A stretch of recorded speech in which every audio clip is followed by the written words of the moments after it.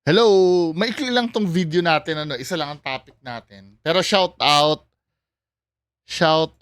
sa inyo.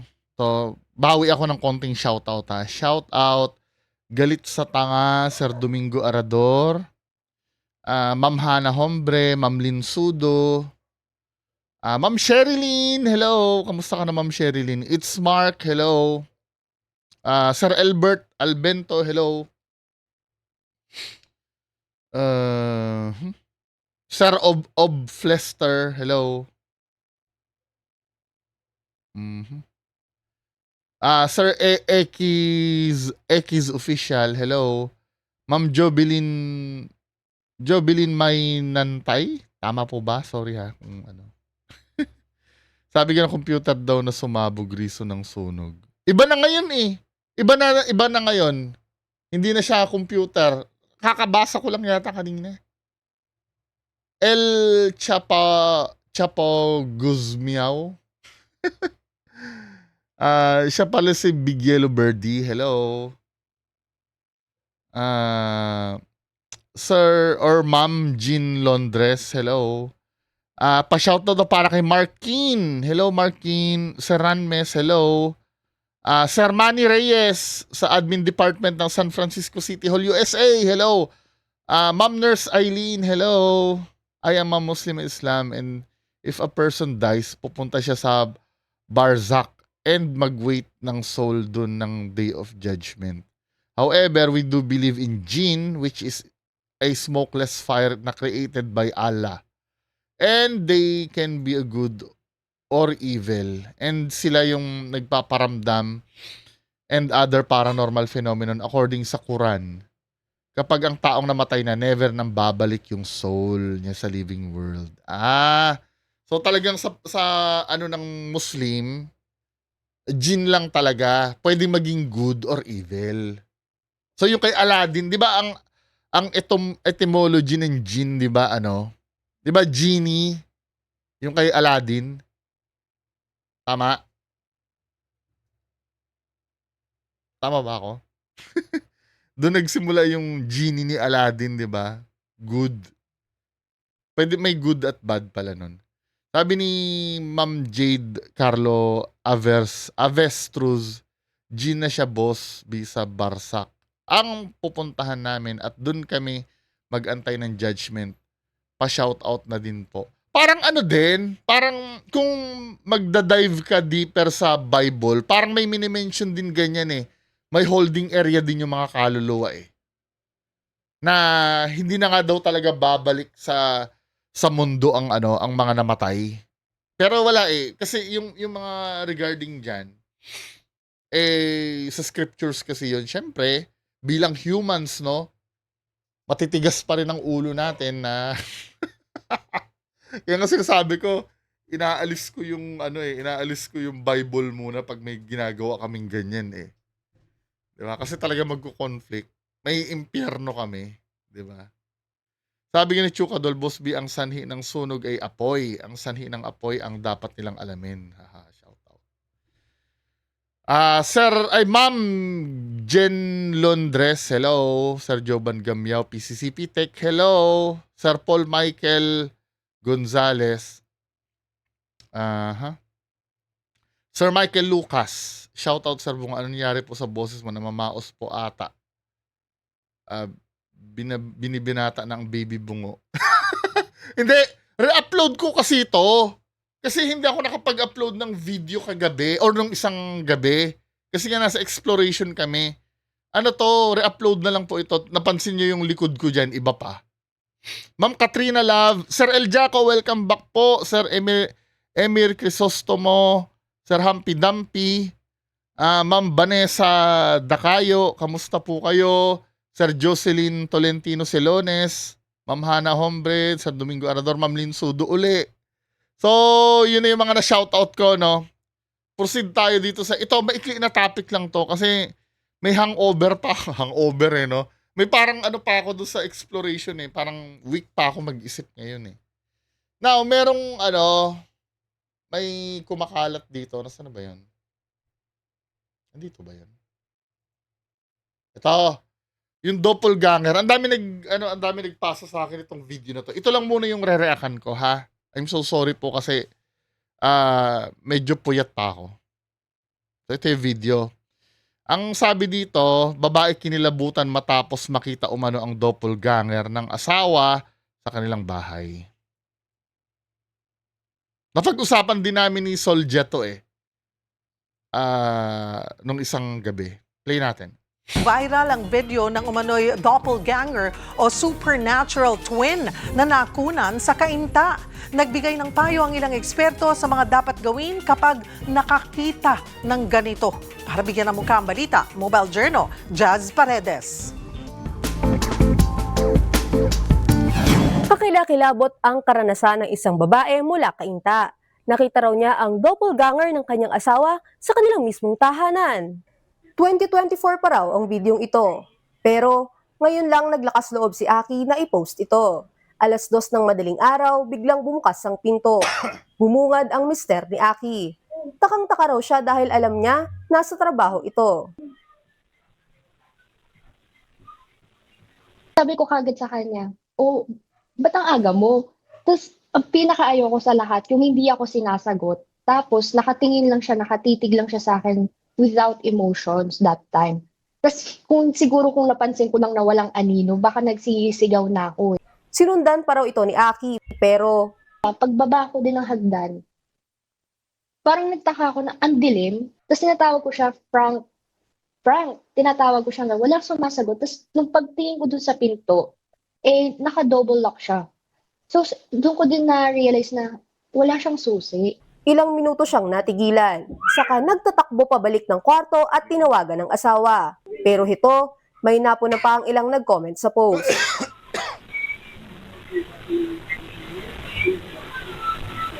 Sabi nila, doppelganger daw ang nasaksihan ni Aki. Isang supernatural double ng isang nabubuhay na tao. Pinasuri namin ang video sa isang paranormal analyst at ito ang paunang obserbasyon niya. Doon ako sa sound medyo kinilabutan. Medyo nakakatakot nga. Pero katulad nga nung nabanggit namin, more on objective kami. Kasi yung mga sound na to, pwedeng electronic distortion, pwedeng noise interference, katulad ng mga speaker, katulad ng microphone. Sa tanong kung posibleng doppelganger nga ba ang na-witness ni Aki, So pwede siyang spirit, pwede siyang hallucination, pwedeng illusion, pwedeng after image. Yung memories ng isang tao, To be fair, objective naman siyang magsalita. replayed back ito as hallucination. So, at ibang paliwanag na katulad ng sinasabi ng simbahan, ito raw ay mga spirit, mga evil spirit na nanggugulo para lokohin yung isang pamilya or lokohin yung ibang tao. ngunit nangangailangan pa raw ng personal investigation upang makapagbigay ng konklusyon. Sakali mangyari ito sa inyo, heto ang payo ng eksperto. Huwag magpanik, huwag matakot, relax lang. And then, mahalaga yung prayer and faith. Huwag natin kakalimutan yung prayer. Mas okay na huwag na lang muna mag-react. Kasi for Hindi mo example, naman makokontrol yun na wag mag-react Lalo na kung bago lang na nangyari sa'yo. Or kahit sometimes nasabihan mo na lalo na pag first time niyang na experience. Parang ganito lang yan no. Sasabihin mo sa sarili mo bago ka pumasok sa isang haunted na lugar. Dapat kalmado ka lang ha. Alam natin yun Dapat kalmado ka lang, wag kang tatakbo kasi baka tumakbo ka, madisgrasya ka. Pero pag time na nandun ka na at nakakita ka na, ma-disregard mo na lahat yun 'Di ba? ito ay totoong supernatural spirit. Sinundan natin, sinigawan natin. Paano kung magalit sa atin? Sang-ayon dito ang isang pari. Payo pa niya, magpa-bless ng bahay at ipapray over ang pamilya. I think the best shield or armor that we have, or the weapon that we can have, is prayer and faith. If you believe in God the Father, the creator of heaven and earth, the most powerful of all beings, why would you be afraid? So pray and have faith. Kapatid, Mobile Journal, just So ito yung video. Ang sabi ni paranormal expert daw, may sinasabi siyang hallucinations whatever pwede naman 'yon, 'di ba? sa kanilang mismong tahanan. pwede naman yon. 2024 pa raw ang videong ito. Kasi unang-una, Ngayon lang naglakas loob pero medyo magdi-deviate ako ng konti dun sa observations niya, ha. Kasi, pwede naman yun, tama naman yung sinabi niya. i-post ito. Tama, ha. Alas 2 ng madaling araw, biglang bumukas ang pinto. Bumungad ang mister ni Aki. Takang-taka raw siya dahil alam niya nasa trabaho ito. Sabi ko kagad sa kanya, 'Di ba? Nakita natin, kasi kung ito ay hallucinations, bumukas kasi yung pinto eh. Pero, nung nakita natin bumukas ang pinto, meron talagang nangyari. So, para sa akin, although na hindi ako expert katulad nung nagsalita, para sa akin, nung bumukas yung pinto, meron talagang nangyari. At yung pagbukas ng pinto ay na-capture ng camera. So, para sa akin, medyo hindi ko papaboran yung hallucinations. Pero pwede kasi na hallucination, galing siya sa pagkakatulog eh. Nung nakita niya. Sige. Pero yung pagbukas kasi ng pinto, nakita din sa camera, meaning may nangyari talaga. 'Di ba? Now, dahil nakitang bumukas sa camera, totoo na ba na paranormal 'yon? Sasabihin ko hindi. Sorry ha, magbo-burst ako ng bubbles. Ito, tandaan nyo, pag mag-iimbestiga ka ng isang video na katulad nito, wag mo agad i-consider na totoo base sa kwento nung nagpakita ng video. Kasi ang mangyayari, self-serving ito eh. Hindi ko naman sinasabing sinungaling si ma'am, ha. Biglang bumukas ang pinto. Tama. Bumungad ang mister ni Aki. Takang-taka raw siya dahil alam niya nasa trabaho ito. sabi ko kagad sa kanya, 'Di ba? Yung kwento kasi ni ate, pag nag-i-investigate ka ng video, walang weight ito. Kasi ang titing natin authenticity ng video eh. Kasi lagi nating iisipin, ito method ko to ha, baka para sa inyo mali ako, pero ganito kasi ako mag-investigate sa video. Hindi ko binibigyan ng weight ang testimonya nung may-ari ng video. Kasi pwedeng mangyari, pwede lang ha, hindi ko sinasabing gano'n ang ginawa niya kasi may magagalit na naman sa akin eh. Pwede mangyari, inimbento niya kasi yung video eh. So, ang mangyayari, yung kwento niya, self-serving yon. Self-serving. Pwede pa yan, halimbawa, nakita niya yung video, no? Tapos, may ibang nagmo-monitor ng camera. Sa di malaman dahilan. Basta galing sa third person yung magsasabi, hindi dapat doon galing sa mismong kumuha ng video. So, yun yung unang red flag, no? Yun, para sa akin lang naman. Kasi marami ng beses, kahit sa KMJS manood ka, marami ng beses na nagde-declare sila na nakuhanan nila paranormal. Then, at the end of the day, nade-debunk na inimbento lang yung video. 'Di ba? Sa stage na to, hindi ko bibigyan ng weight yung testimonya niya. Yung video yung pag-aralan natin. Dito kasi, ang nakita kong pagkakamali, no? 'Di ba, ang nangyari nito, ano bang kwento nito? Natutulog siya, no? Post ito. Pa raw ang video ganger ng kanyang asawa sa kanilang mismong tahanan.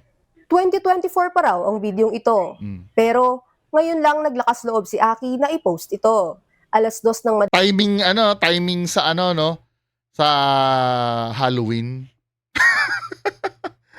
'Di ba? Tapos ito. madaling araw, biglang bumukas ang pinto. Bumungad ang mister ni Aki. Takang-taka raw siya dahil alam niya nasa trabaho ito. Sa akin, no? 'Di ba, bumukas yung pinto. Natutulog si ate, bumukas yung pinto. Obviously, hindi niya narinig yung hindi niya narinig na bumukas yung pinto sa babae. Dahil nakita naman daw niya nakalock eh. Ito kasi sa akin, pagbukas ng Ngayon pinto, lang naglakas loob si Aki na i-post ito. Alas 2 ng madaling araw, biglang bumukas ang pinto. gising na siya agad eh. Hindi pa bumubukas ang pinto, gising na agad siya. Na i-post ito. Alas Tamo ha? 2 ng madaling araw, Nung hindi pa bumubukas ang pinto, nag-aabang na siya. Nag-aabang na siya. Tapos pagbukas ng pinto, Bumukas ang pinto. Pagbukas ng Bumungad ang pinto, mister ni Aki. tumayo agad siya. Dahil alam niya Sa akin, ito ha, kung totoo ito, base sa kanya, hindi naman nabuksan yung pinto sa baba. So meaning, walang noise na nangyaring pagbubukas sa baba. Pwede kasing mangyari kung totoo na nagising siya dahil dyan, natutulog siya, no? Narinig niyang bumukas yung main door sa baba. Siyempre, nagigising-gising na siya noon. Tapos bubukas yung pinto, makikita niya asawa niya, saka siya babangon. Pero ito kasi, gising na siya bago pa man bumukas yung pinto Inaantabayanan niya na 'Di ba? Tapos pagbukas ng pinto, bumungad ang mister ni Aki. saka siya tatayo ngayon. Sa akin, kung totoo ito, dapat tulog yan si ate. Tulog yan. Kung bumukas man ang pinto niyan, titingnan niya pa yan, medyo tatamarin pa yan, titingnan niya lang yan nang nakahiga siya. Pero kasi anong nangyari, bumukas yung pinto, ganun agad siya Parang sa akin kaduda-duda yun Ngayon lang naglakas loob si Aki na i-post ito. 2:00 ng madaling araw, biglang bumukas ang pinto. You know? Bumungad ang mister ni Aki. Pagbukas, tumayo ka kagad. Na parang surprise ka. Well, yun ay sa akin lang. Na kung hindi kayo convinced sa paliwanag ko, wala naman ako magagawa. Diba? Wala namang problema kung ako yung mali. Pero nung nakita ko tong video na to, hindi Inaaway talaga utak ko na parang inaabangan niya magbukas yung pinto Then pagbukas ng pinto, bigla siyang bumangon agad Na kung tutuusin, kung asawa mo yung nakita mo at normal lang naman, tatamad-tamad, ba't ngayon ka lang, nakahiga ka, di ba? Hindi yung, nandiyan ka na agad. Di ba? Ang conclusion ko sa akin, fake ito. Sorry fake ito.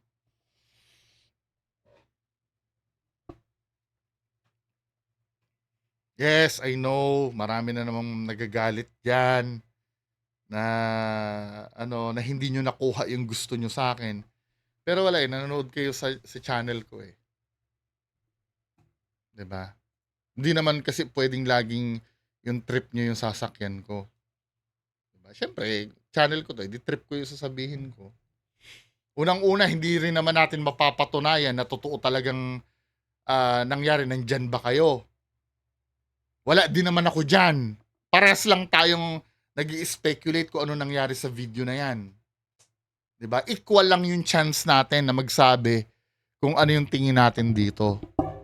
Na-determine ko naman yung dahilan kung bakit hindi ako na-convinced Well, kung na-convince kayo, di good for you.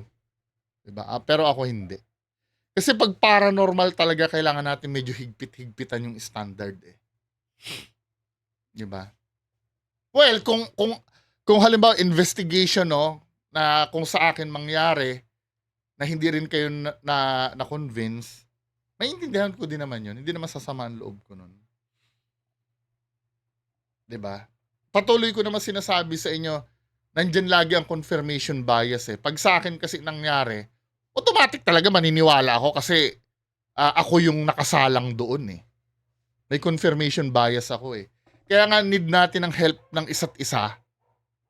'Di ba? Kung may makita kayo din sa video ko na hindi kayo convinced, pwede niyo i-comment. Hindi, dahil lang sa ganito 'yan. Okay, walang problema, 'di ba?